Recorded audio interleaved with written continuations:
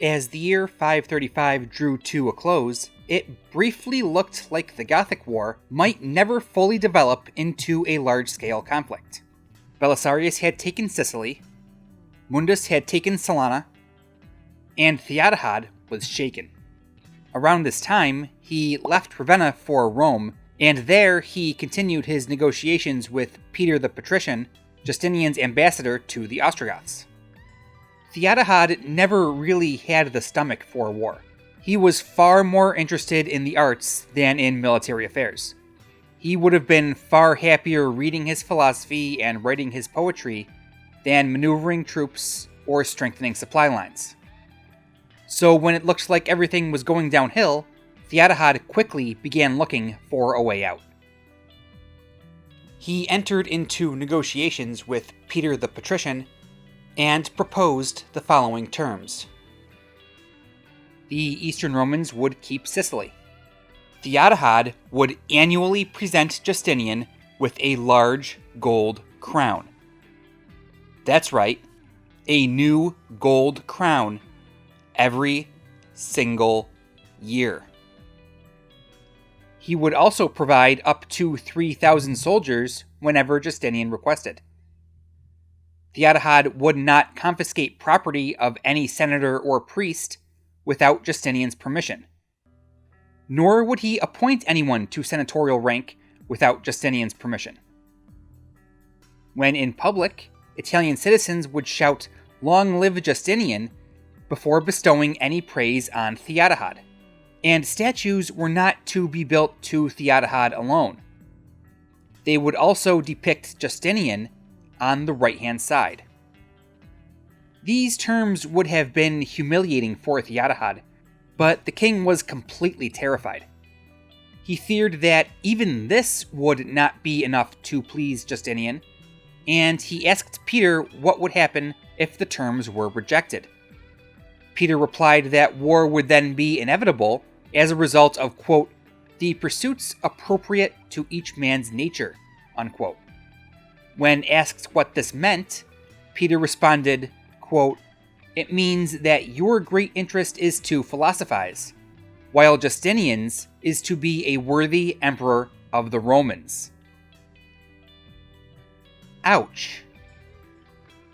Theodahad was dejected and confessed to Peter that, as a last resort, he would be willing to surrender the entire kingdom to the emperor in exchange for an estate in the east and an annual stipend. That was the offer that Peter wanted to hear. Basically the deal that Amalasuentha was offering a year earlier. He hurried back to Constantinople and presented the first offer to Justinian. The emperor rejected it.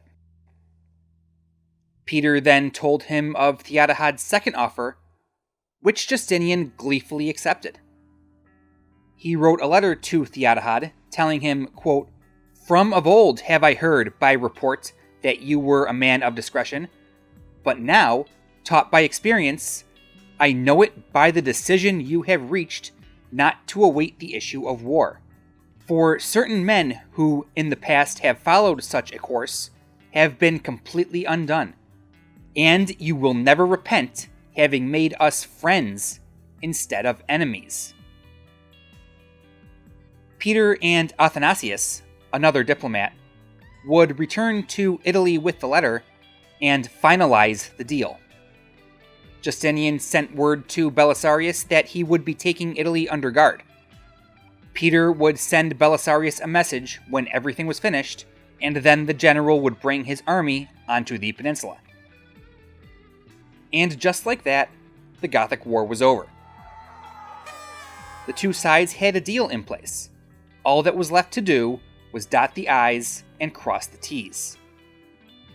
Except, it wasn't over. Not by a long shot. Because while all this was happening, developments in Dalmatia changed everything. In the fall of 535, an Ostrogothic force led by Asinius and Grippus approached Salona, where Mundus and his army were garrisoned. Mauricius, Mundus's son, led a Roman unit on a reconnaissance mission that ran into this Ostrogothic army. The two sides skirmished, and the Roman unit was nearly wiped out. Mauricius was among those killed. Mundus took the loss of his son hard, and acted impulsively out of grief and anger. He hastily led his men out of Salona and attacked the Ostrogoths. The Ostrogoths took heavy casualties and fled, but Mundus chased after them, still consumed by his anger. In the pursuit, he was wounded and killed. The Eastern Roman army, now leaderless, hastily retreated and did not reoccupy Salona. The Ostrogoths would later re-enter the city. Procopius calls this a Cadmean victory for the Romans, which is just another way to say it was a Pyrrhic victory. The Eastern Romans had won the initial engagement, but at a great loss. In this case, their general. And that caused them to lose territory in the end. The Romans skirted back across the border and regrouped. They then recalled a verse from the Sibylline books, which in Latin read, Africa capta mundus, cum nato peribit.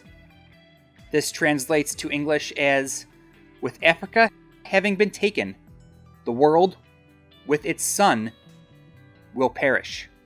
The superstitious soldiers now noticed a new meaning in this ancient prophecy. The Latin word mundus means world, and the prophecy had previously been interpreted to mean that the world would end.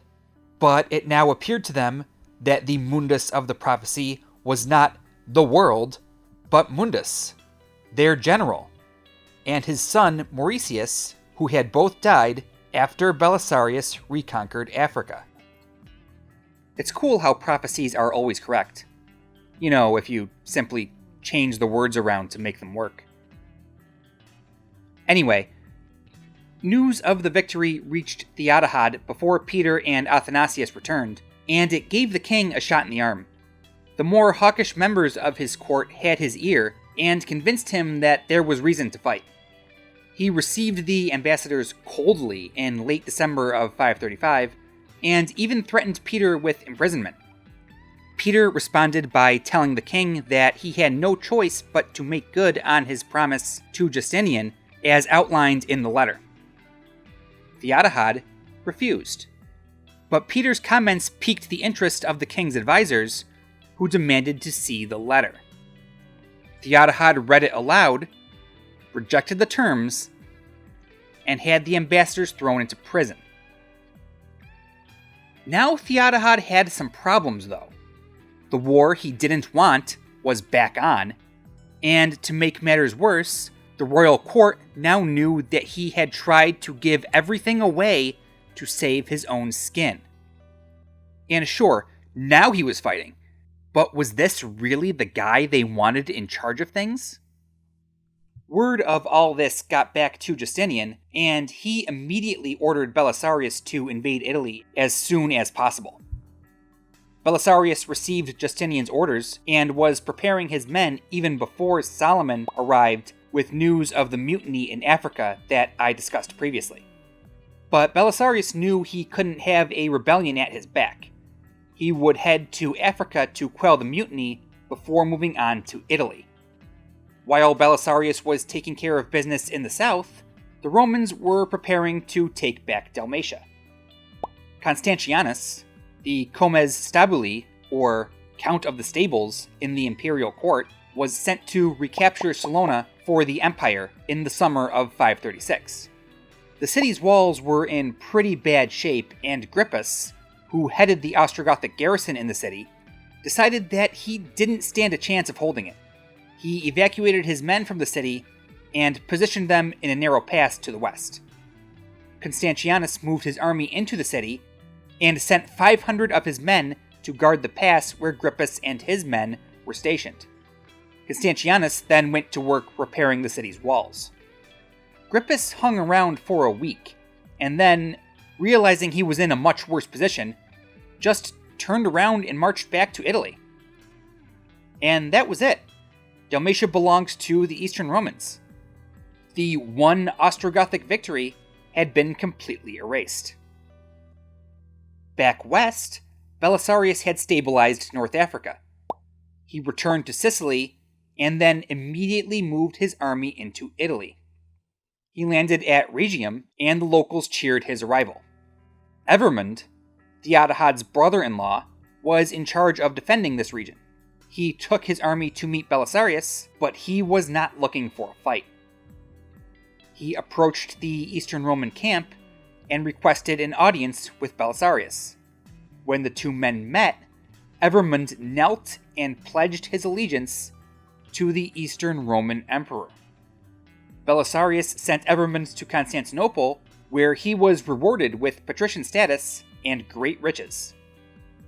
And with Evermund out of the way, Belisarius easily took control of southern Italy, with most of the inhabitants greeting the Eastern Romans as liberators. He did not meet any resistance until he came to Neapolis, modern-day Naples. Here, he would face the first major battle of the Gothic War.